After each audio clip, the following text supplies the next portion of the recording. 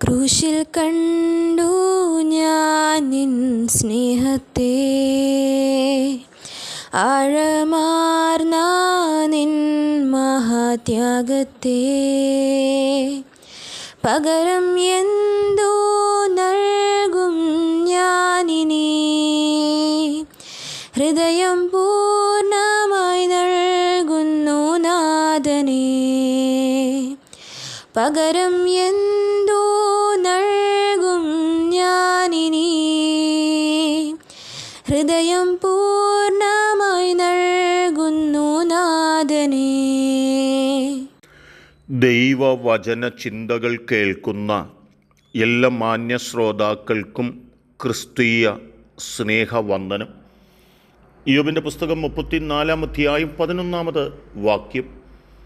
അവൻ മനുഷ്യന് അവൻ്റെ പ്രവൃത്തിക്ക് പകരം ചെയ്യും, ഓരോരുത്തന് അവനവൻ്റെ നടപ്പിന് തക്കവണ്ണം കൊടുക്കും എന്നുള്ള വചനമാണ്.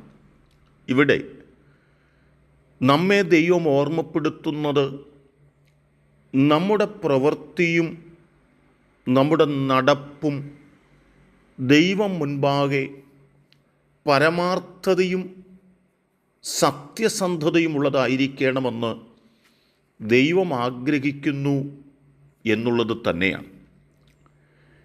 അപ്പോസ്തലനായിരിക്കുന്ന പൗലോസ് കൊരിന്ത്യർക്കെഴുതിയ 2-ാം ലേഖനം 5-ാം അധ്യായം 10-ാമത്തെ വാക്യത്തിൽ ഓർപ്പിക്കുന്നുണ്ട്, അവനവൻ ശരീരത്തിൽ ഇരിക്കുമ്പോൾ ചെയ്യുന്നത് നല്ലതാകിലും തീയതാകിലും അതിന് തക്കവണ്ണം പ്രാപിക്കേണ്ടതിന് നിങ്ങളെല്ലാവരും ക്രിസ്തുവിൻ്റെ ന്യായാസനത്തിൻ്റെ മുൻപിൽ വെളിപ്പെടേണ്ടി വരും എന്ന് ഓർമ്മപ്പെടുത്തുകയാണ്.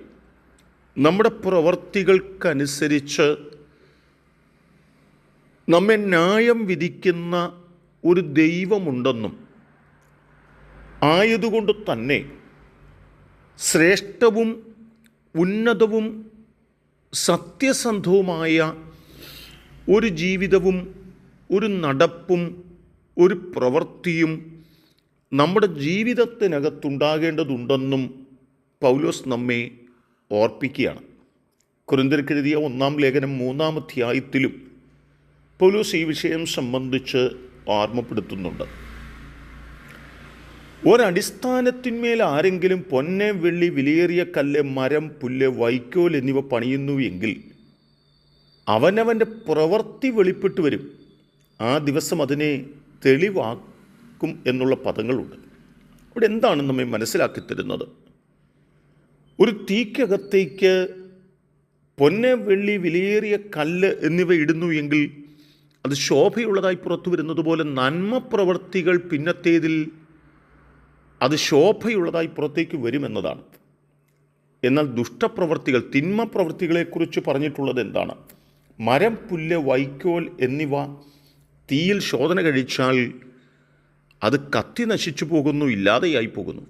തിന്മ പ്രവൃത്തികൾ ഇല്ലാതെ പോകുന്നു, അതിന് പ്രതിഫലം ലഭിക്കുന്നില്ല എന്ന് പറയുമ്പോൾ തന്നെ, അല്ലെങ്കിൽ അതിന് ശിക്ഷാവിധി ലഭിക്കുന്നു എന്ന് പറയുമ്പോൾ തന്നെ, നന്മ പ്രവൃത്തികൾ അത് മറ്റുള്ളവർ മുമ്പിൽ ശ്രേഷ്ഠമായി, വെളിവായി, തെളിവായി വരുന്ന ഒരു കാലമുണ്ടാകുമെന്നും ആ ദൈവത്തിൻ്റെ വചനങ്ങൾ നമ്മെ ഓർപ്പിക്കുന്നുണ്ട്.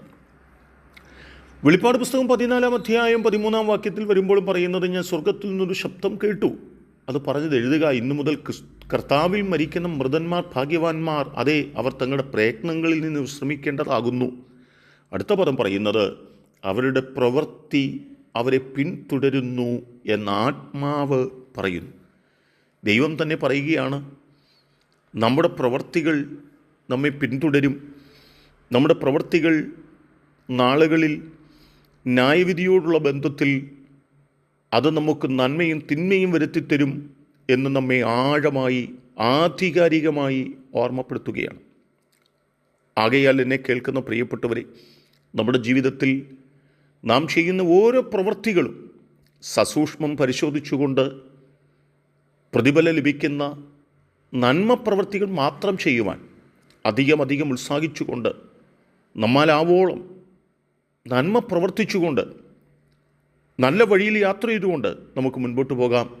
അതിന് നിങ്ങളെ ദൈവം സഹായിക്കട്ടെ. കരുണയുള്ള ദൈവമേ, ഞങ്ങൾ തിന്മ പ്രവർത്തിച്ച് ന്യായവിധിയിലൂടെ നാശത്തിലേക്ക് പോകുന്നവരായിട്ടല്ല, ഞങ്ങൾ നന്മ പ്രവർത്തിച്ച് സന്തോഷത്തിലേക്ക് പ്രവേശിപ്പാൻ ഞങ്ങളെ സഹായിക്കണമേ. അനുഗ്രഹം കൊണ്ട് നിറയ്ക്കണമേ.